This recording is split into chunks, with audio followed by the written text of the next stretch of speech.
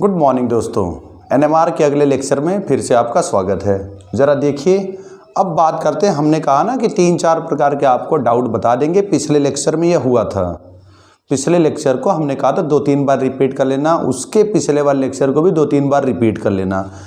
Theory आपको class में मैं ऑफलाइन पढ़ा दे रहा हूँ। जो प्रॉब्लम है, जो थोड़ा सिलेबस से और मतलब थोड़ा ऊपर चढ़ के प्रॉब्लम आती हैं, कभी कभी गेट में आ जाता है, नेट में आ जाता है, उन प्रॉब्लम्स को मैं आपको यहाँ पर बता दे रहा हूँ।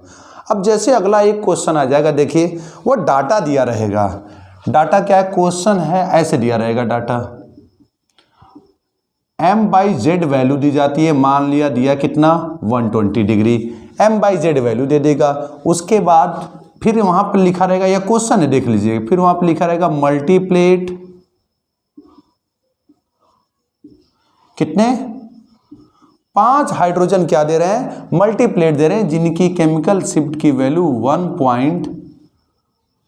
केमिकल शिफ्ट वैल्यू 7.2 से 7.4 ppm के बीच हो रही है।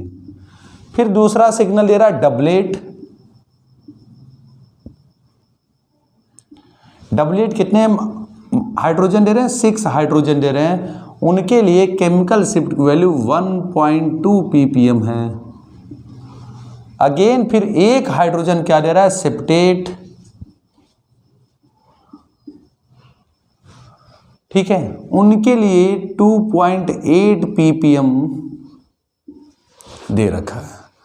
अब क्वेश्चन दे देगा क्या? Assign the molecule.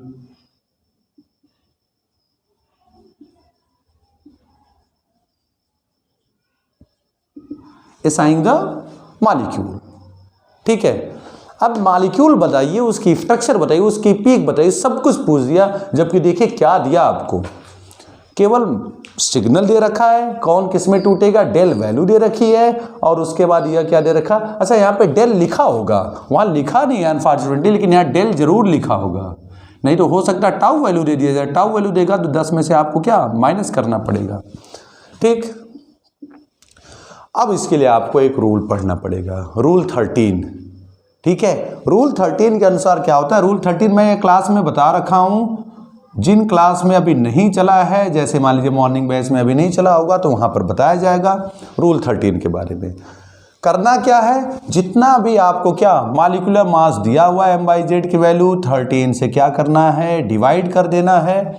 तो 13 9 जा 117। इसके लिए आपको 13 का टेबल याद होना चाहिए, मैं पहले बता दे रहा हूँ। उसके बाद बचा क्या? यहाँ पर 3 बचा। यह आपका क्या हो जाता है? जो आपका भागफल आया, नंबर ऑफ कार्बन एटम इसे बोलते हैं। और इसको किस में जोड़ दीजिए? नंबर ऑफ कार्बन एटम में जोड़ दीजिए। तो यह क्या, इसके लिए डिटेल मैं क्लास में बता दूंगा आपको। बराबर 9 3 12। यह क्या है? क्या नंबर ऑफ हाइड्रोजन एटम। तो इस प्रकार से जो आपको मॉलिक्यूलर फार्मूला मिल जाएगा ना, मॉलिक्यूलर फार्मूला जो मिल जाएगा, उसमें देखिए C9 और H कितना 12। अब भी इतना आसान काम नहीं है, अभी भी क्वेश्चन नया क्रिएट हो गया। आपको अब मॉलिक्यूलर फार्मूला दे दिया हमने, इससे क्या निकाल लिया? इस m/z से, इस मॉलिक्यूलर मास से हम क्या पा गए? Molecular formula. तब भी तो क्वेश्चन वैसा का वैसा रह गया, खाली हमने एक छोटा सा स्टेप पार कर लिया, रूल 13 अप्लाई करके मॉलिक्यूलर फार्मूला। क्या अप्लाई कर लिया? कल मॉलिक्यूलर फार्मूला पा लिया। तो अब भी तो मॉलिक्यूलर फार्मूला दे दिया जाए, उसका सिग्नल दे दिया जाए, तब भी आप मॉलिक्यूल को दिखाइए, उसकी पीक दिखाइए। तब उसके लिए दूसरे रूल पर चलना पड़ेगा, DB rule, double bond equivalent वाला। वह भी क्लास में बताया जाएगा, मैं खाली उसके मैं फिर बता रहा हूँ। आप ये मत नाराज होइएगा कि यहाँ नहीं बता रहे हैं, मैं यहाँ नहीं बताऊँगा, उसको मैं ऑफलाइन क्लास में ही बताऊँगा। BSc क्लासेस चलती है, उसमें आप पढ़िए, उसी में बताया जाएगा। मैं आपको DB का वह तरीका बता रहा हूँ कि हाँ DB इसका निकालेंगे। DB निकालने से क्या होता है? मॉलिक्यूल में यह पता चल जाता है कि डबल बॉन्ड कितने हैं, सिंगल बॉन्ड कितने हैं, ट्रिपल बॉन्ड कितने हैं, क्या मॉलिक्यूल में रिंग भी है, हो सकता है बेंजीन रिंग हो सकता है कोई और हो, तो वह सारी बातें पता चल जाएंगी। तो चलिए DB अब निकालेंगे। तो यहाँ पर हम DB आपको निकाल दे रहे हैं, DBE यह बराबर NTV minus NMB up by 2 plus NTV dash by 2 plus 1 formula होता है, जहाँ पे NTV क्या नंबर ऑफ टेट्रावेलेंट एटम है, तो यहाँ पे कार्बन 9 है तो 9 और minus NMB number of monovalent atom कितने 12 बाई 2 प्लस ट्राईवेलेंट कोई नहीं है 0 बाई 2 और प्लस 1, यह तो कैंसिल हो गया और यह 2 छक्का 12, तो 9 माइनस 6 प्लस 1 ओवरऑल कितना आ गया 4। बड़ी खुशी बड़ा मजा आता है जब DB की वैल्यू कितनी आती है 4 आती है, क्योंकि जहां भी मॉलिक्यूल में NMR में जैसे आपको DB वैल्यू 4 मिले समझ जाना बेंजीन है, वहां पर क्या है बेंजीन है। तो ये 4 DB वैल्यू क्या बता रहा है बेंजीन को बता रहा है। कैसे डिटेल क्लास में यहां खाली प्रॉब्लम सॉल्व होगी, ठीक है। यह देखिए बेंजीन, अब हमें मिला क्या बेंजीन, पहले तो हम बना लें क्या बेंजीन बना लें।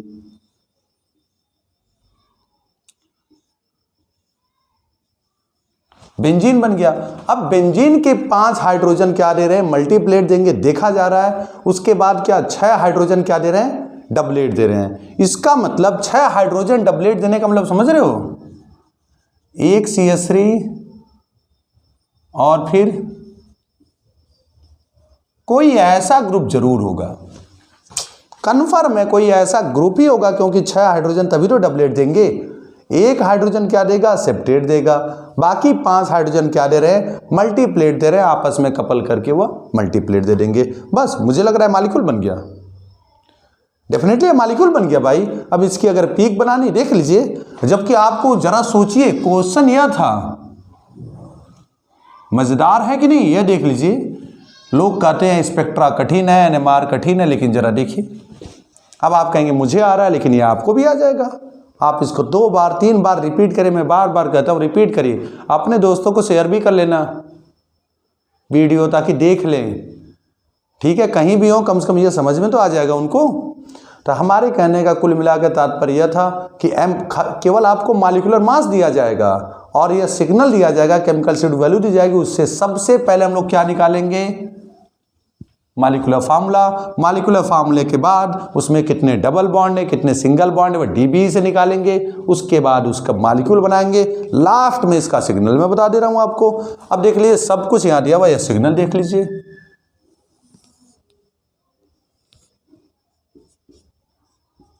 और यह डेल वैल्यू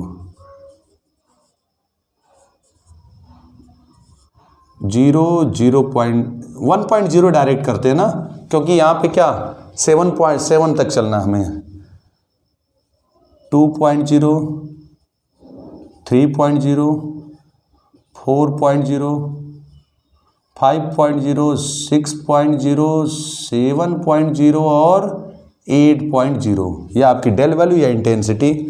पीक बना दे रहा हूं मैं। सबसे पहला क्या बनेगा TMS बन गया, टेट्रामेथिल सिलिकॉन। और उसके बाद फिर क्या हमने 1.2 ppm पर क्या पाया डबलेट है हाइड्रोजन का 1.2, यहां बनेगा 1 पॉइंट के आसपास एकदम। ये देखिए दोनों बराबर रहेंगे इंटेंसिटी, ठीक है। ये थोड़ा बहुत गड़बड़ हो सकता है, 1.2 पर यह बन गया। उसके बाद 2.8 पर एक हाइड्रोजन सेप्टेट दे रहा है, सेप्टेट को हम मल्टीप्लेट मान लेते हैं, कितना 2.8 पर।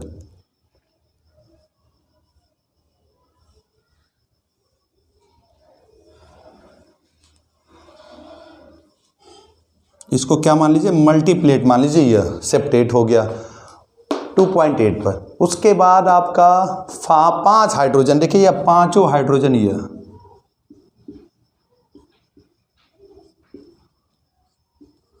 यह 5 हाइड्रोजन मिलके एक अलग प्रकार का सिग्नल दे रहे हैं, क्योंकि यह सब आपस में कपल नहीं होंगे। मल्टीप्लेट यह A टाइप, यह और यह B टाइप, और यह C टाइप, यही सिग्नल है इनका। अब देखिए तो ये हमने क्या किसका किसका बना दिया, एक तो TMS हो गया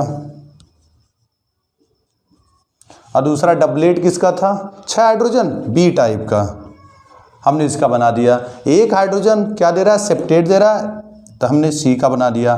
A का बनाना है मल्टीप्लेट 7.2 से 7.4, यहाँ पर बनेगा बच्चों मल्टीप्लेट, मतलब बहुत सारे पीक बन जाते हैं आपस में। यह आपका हो गया ए टाइप, ठीक है। यह 5 हाइड्रोजन दे रहे हैं और यह आपका सेप्टेट 1 हाइड्रोजन दे रहा है और यह 6 हाइड्रोजन दे रहा है। देख लीजिए, मिला लीजिए, है कि नहीं बढ़िया, ठीक है। आपको कुल मिला के मॉलिक्यूलर मास दिया जाएगा, केमिकल शिफ्ट की वैल्यू दी जाएगी, उससे सबसे पहले आप मॉलिक्यूलर फार्मूला निकालेंगे, फिर उसका स्ट्रक्चर बताना, हमने असाइन द मॉलिक्यूल, मॉलिक्यूल हम पा गए, उसके बाद उसकी स्ट्रक्चर बतानी होगी, स्ट्रक्चर यह मिला हमने इस रेफरेंस से, उसके बाद उसकी पीक, इस रेफरेंस से इसकी पीक बना दी हमने, सब कुछ क्लियर हो गया इसका, ठीक है। तो thank you very much. Channel को सब्सक्राइब कीजिएगा भाई, सब्सक्राइब करिए, शेयर करिए, जिनको थोड़ा सा भी NMR में समस्या है उनको शेयर कीजिए, पकड़िए और हमसे कमेंट कीजिए कि यह बताइए, देखिए हम बताएंगे, आपको क्लियर हो जाएगा NMR पूरा का पूरा। स्पेक्ट्रोस्कोपी एकदम इजी तरीके से चलेगा, सारे पीक, सारे स्पेक्ट्रम में आपको पीक बता डालूंगा कि हम पीक बनती कैसे, आखिर है मशीनें काम कैसे करती हैं, ठीक है। Okay, thank you, best of luck.